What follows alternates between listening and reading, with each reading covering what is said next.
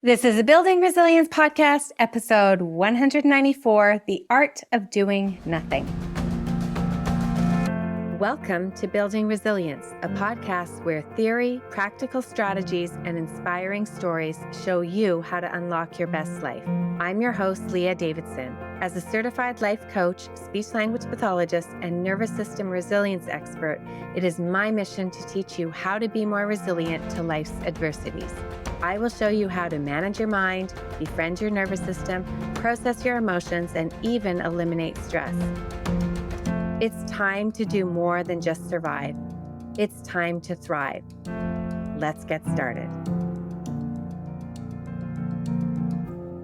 Hello, everyone. Welcome to the Building Resilience podcast. Can you believe that we are in the month of September? We're heading into the fall. I can't believe how quickly that summer flew by. Just a reminder that today is actually the last day to sign up for the Advanced Training in Nervous System Resilience. We get started in a couple weeks. It is a very intensive and immersive training and experience, transformational. I promise you, it is life-changing.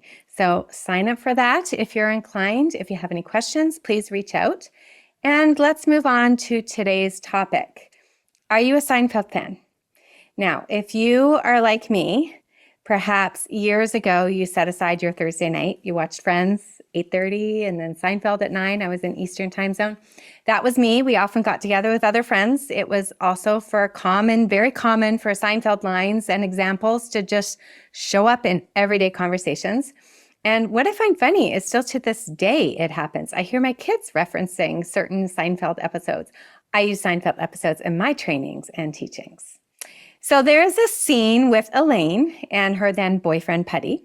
They are on a plane and they are in a fight. The poor guy next to them, they refer to him as vegetable lasagna. But Elaine and Putty, they break up and then they get back together all within the same flight. And after they make up, Elaine pulls out a book and Putty just settles in and stares ahead. And Elaine asks him if he's going to read a book or something. He says no. She asks him if he's going to have a nap. And he says no, and he just keeps staring. And you see her getting more and more irritated as he just stares ahead. She's clearly annoyed at him doing nothing. So she gets frustrated with him and breaks up with him again. It's a very funny scene, but I think it highlights something. And maybe it highlighted something for me and for many others and not for some, but it highlighted the challenge we have with doing nothing. Now, again, you may not have this or even resonate with what I'm talking about, but if you have spent any time in Team Hyper, you will likely know what I'm talking about. The need to be doing something, the doing in our life as opposed to the being, the busyness, the status we assign to being busy or being productive. And even if you don't attach status to it, there's an addiction, an addictive quality we have to doing things and how hard it is for many of us to do nothing. And what does nothing even look like? Now, this has personally been a big challenge for me. I shared this with you a while back on an episode called Slow It Down. And as I was preparing for this episode, I wondered, is it going to be too similar to my Slow It Down episode? But I decided I wanted to focus on more than just slowing down, because maybe you have been working on slowing down, but can you take it to the next level? Can you just do nothing? Can you practice the art of doing nothing? And did you know that there is a term for it? It is called niksen. Now, niksen is a Dutch term that translates to doing nothing. It is a practice of taking conscious time to simply be without any specific goal or activity. Now, it's different from some of the other activities I talked about in Slow It Down, things like other relaxation techniques or mindfulness practices, because niksen doesn't actually involve focusing on the present moment or controlling your breathing or meditating. Instead, it is about letting your mind just completely wander freely and do nothing at all. And I looked up a little bit in the background about niksen, and I learned that it has its roots in Dutch culture, and it's a culture that often emphasizes a very balanced lifestyle and the importance of leisure. Now, it's a concept that seems to be becoming more popular. Some say it is very similar to the Danish hygge, which there is a book about it that I am not quite through, but hygge is often referred to the art of being comfortably cozy and finding joy in the everyday. And it's spelled Hygge. And I was very confused about how am I going to pronounce this? So I reached out to my brother, who actually speaks Danish. Him and his wife are living in Denmark currently. And he told me it is pronounced Huga, so hopefully I'm pronouncing it right. But the core ideas are all around well-being and coziness and warmth and safety and intimacy and gratitude. So it is a little bit different to Niksen, and it will likely get a whole podcast on its own, because I think these concepts are things we need to be reminded of pretty frequently, at least I do. And again, it reflects a broader appreciation for rest and unstructured time, and it's counter to the always-on, productivity-driven culture that is prevalent in many parts of the world. So Niksen is doing nothing, being like Putty on Seinfeld. And practicing Niksen involves a couple of different things. It often involves finding a comfortable spot, choosing a place where you feel relaxed and you won't be disturbed. So it could be a cozy chair or even a park bench, or it could be lying in your bed. It involves setting aside specific time. So dedicating a specific time for Niksen, a few minutes, an hour. The key is to make it part of your routine. And then you let your mind wander. You allow yourself to daydream or think about anything and everything. There's no need to focus on a particular thought or a particular task. And you're also trying to avoid distractions. So you'll want to ahead of time turn off your phone, your computer, any other distractions. It's time for you to really disconnect and unwind. So when I think of that as being the description of Niksen, it is almost a version of what I like to do when I take a nap. I just lie down and I let myself drift. Sometimes it's more of a non-sleep deep rest, or yoga nidra is another name, where I do scan my body and go through relaxing different parts of my body. But other times I just lie down and let my mind wander. Often I fall asleep, but the point is not to nap, it's to do nothing. Now, there are many benefits to doing nothing, so I'm just going to go through a few of them. First of all, it can help reduce your stress level. Just taking the time to do nothing lowers stress levels. It allows your mind to relax and from you to recover from constantly being stimulated. It's also known to help increase your creativity. When your mind is free to wander, it actually can lead to new ideas, creative solutions, and it can really foster innovation and problem solving. There is also an increased role for play. This niksen, this doing nothing, can push you to be more curious at other times. It has been linked to better mental health. Regularly practicing it helps reduce anxiety and depression. It's really a break from the constant demands of daily life. It's also been linked to improving your physical well-being. It's really an opportunity to let your body relax. You are sending your nervous system signals that it's safe for your body to relax and release, which obviously makes it more comfortable to be still. Now, doing nothing can also help improve your quality of rest and relaxation overall. And so then these short periods become really restorative. It enhances your overall well-being. It promotes a sense of well-being by allowing you to just be in the present moment without any pressure to perform or to achieve. And finally, it can promote safety, which in turn can help you develop trust in the process. As you do nothing, you start to trust and to see that doing nothing is helpful. And this trust helps you let go of the need to be constantly doing something.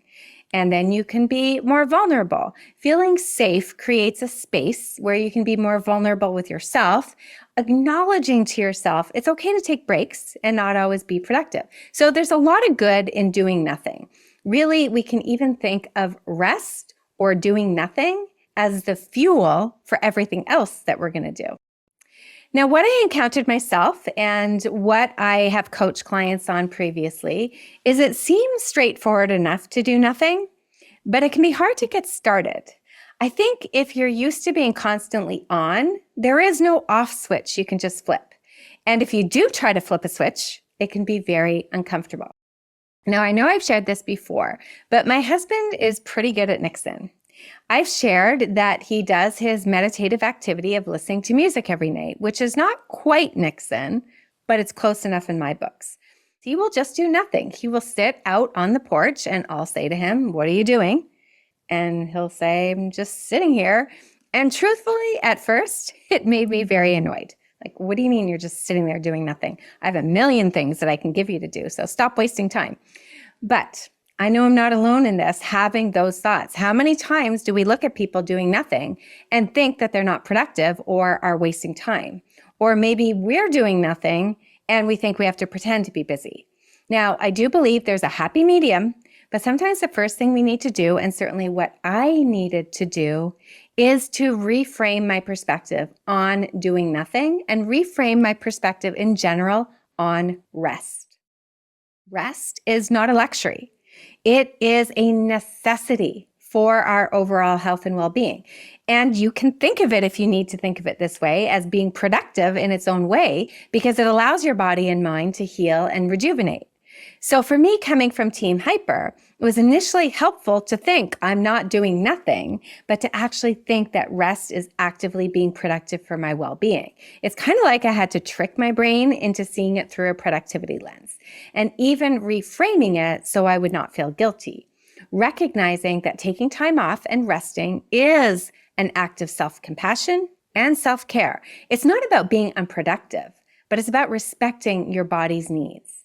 And it can be really helpful to help you develop this mindset to do some journaling about it. Write out your thoughts and feelings about rest and productivity. Sometimes seeing your thoughts on paper can help you process and reframe them. Then part of the reframing, as I mentioned, is self-compassion. Don't beat yourself up that you need to reframe rest. Speak to yourself with kindness and understanding that you would offer to a friend in a similar situation, telling yourself it is okay to need rest. We all need rest. It's normal.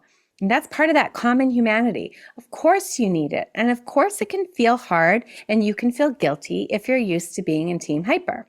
Now, the next thing I had to do, and of course this is a work in progress for me, was to start small, like really small, a few minutes here and there. And if you go back and listen to my episode about building capacity, you will see that essentially you have to build the capacity to do nothing. Now, I think of how it is when I go on vacation. We were away for 3 weeks in the summer. Rarely do we go away for that long. And it was so good. And it made me recognize the need for extended rest and a change of routine. But initially on the vacation, I was taking a break, but every once in a while, I was checking my email. I was getting a few things done. I was keeping up with my messages. I was definitely more in a relaxed mode, but there was still some productivity and routine there. But as time went on, I slowly started to introduce more and more relaxation, slowly started to rest more and chill more. And by the end, I couldn't even tell you where my phone was. Now, initially, I would not have been able to just leave my phone. I had to gradually just spend time away from it. So we need to slowly become more comfortable, or as I said in the capacity episode, slowly add more color to our black wardrobe, if you listen to that analogy that I gave then. So starting small, maybe it's just 2 minutes, 3 minutes to sit and do nothing, daydream, and be patient with yourself because it may feel really weird, especially if you're used to being constantly busy. Now, the third thing that you may have to do is you may have to schedule in your niksen time, or look for opportunities during the day to do it. Maybe it's in between your clients or while you're waiting for your kids, waiting for an appointment. Give yourself some guidelines. Every morning or every afternoon. And you want to start by trying to create a routine where you find a certain time to do it consistently so that you can help build up the habit, and maybe try to do it a little bit more frequently. You likely will need to be very deliberate at the beginning. And I think self-compassion comes back here because maybe you think I shouldn't have to be deliberate. It should be natural for me. But it's okay to be deliberate. We're trying to create a new pathway in your brain to break the busyness and productivity habit. So we're going to have to be intentional. So allocate some time for nothingness and allocate this time for the rest and leisure. The next thing you can do is you can try pairing niksen with things like nature. That's what my husband does. Try being outside. If you go way back, I did do a podcast on the benefit of being in nature, so you can check that one out. But being outdoors, being near water, being in green space has huge benefits for stress relief and your overall well-being. So doubling up with niksen in nature. And now we keep stacking things, but we could also add movement in with nature and with niksen. What about taking a walk where you just let your mind wander? No purpose, no music, no podcasts, but even just incorporating small thoughtful movements could work if you don't necessarily want to take a walk. You can practice activities like yoga or stretching or Tai Chi can help you stay in a calming state.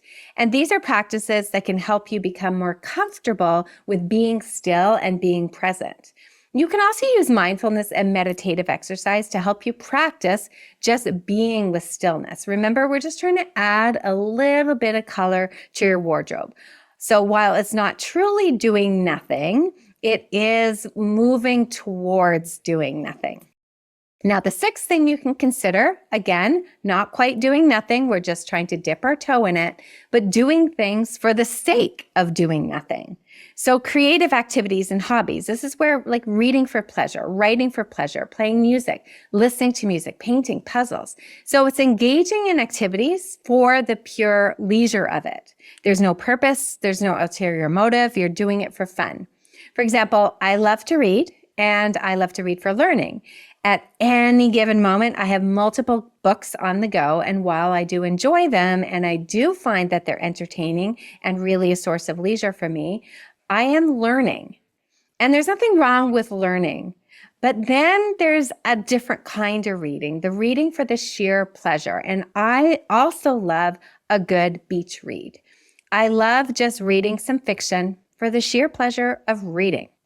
I used to read a lot of fiction. And then over the years, I've been leaning more towards personal development, but I'm starting to pick back up on my leisure reading, even when I'm not on vacation, because that used to be the only time that I did read, leisurely over the last decade. Now, of course, there's a season for everything, but when you can do something completely for the sake of the enjoyment, the sake of doing nothing in that season, it's so beneficial. Now, another tip to consider while you're doing nothing is your environment. Now, part of my problem is often when I sit down, I'll see something that needs doing, some laundry to fold, something to put away, a form to complete. So really carefully considering your environment. Do you have a space that is conducive to do nothing? Lighting, scents, blankets. What invites you to feel cozy and relaxed? Now, this is one reason why I love my front porch. I'm jealous of people who have these oasis backyards. Rob and I dream to own a property with an oasis backyard. I think that's the attraction for many people of a cottage, a lake house, an ocean house, a farm. Often the environment is more inviting to relax. Now, of course, these houses may require upkeep, so that may not be the thing for you. But what about creating a place in your home for nothing? Now, I know for my husband, while he would love to have a big audio room, he has set up our main room. Our main room in our house is our living room and our dining room connected. And he has a dining room set up to just do nothing and listen to music. It is part of his space. Now, next, it can be really helpful to share with others your experiences with doing nothing. Now, I know in my Connections memberships, my clients often share with the community different ways that they do different things. And we've talked about how do you rest? How do you do nothing? And some people give great suggestions. And sometimes just knowing that other people are on a similar journey or have similar challenges can be incredibly reassuring. You can boost each other, support each other, and feed off of each other. Now, next, I want to encourage you not to resist feeling bored that can often come with doing nothing. In fact, embrace it. Feeling bored is actually a natural part of the process and can be beneficial. It allows your brain to rest, and while your brain is resting, it can actually spark that creativity that we talked about earlier. So try to resist the urge to fill the time. When you feel the urge to do something, gently remind yourself that it's okay to just be. Let the feeling pass without acting on it. So feel the urge, acknowledge it, and then sit with it. You can be very passive in your activities. Just allow yourself to daydream. Allow your mind to wander. This is kind of this mental rest. Or you can also engage in the sensory experience. Now, we talked about music, which can be a sensory experience, but you maybe even will want to go out and feel, say, the warmth of the sun or the breeze on your skin. I love taking a bath and feeling the hot water, the soft bubbles, the scent of the bubbles. So immersing yourself in a sensory experience is another way to embrace niksen. And lastly, I want to encourage you to celebrate small wins. Acknowledge and celebrate the moments you successfully rest and do nothing without guilt. Even if you have guilt, celebrate these moments. This positive reinforcement can help you shift your mindset over time. So celebrate the tiniest things. Focus on how far you've come. Celebrate doing nothing. And remember, there's no one correct way to do it. There's no one right or wrong way to practice niksen, at least in my books. The goal is to let go of the need to be productive and simply enjoy doing nothing. So embrace whatever feels good for you. Niksen, or doing nothing, is a very simple but powerful practice that really can help you reduce stress, boost your creativity, and improve your overall well-being. And as you incorporate it into your daily life, you are actually creating a healthier, more balanced lifestyle. So start small, be patient, and enjoy the art of doing nothing. I'll see you next time. Thank you for listening to the Building Resilience podcast. If you're interested in learning a little bit more about managing stress, building resilience, and leading a more purposeful life, then make sure we're connected on Instagram and Facebook at Leah Davidson Life Coaching. You can also subscribe to my weekly newsletter at www.leahdavidsonlifecoaching.com/newsletter. Looking forward to connecting.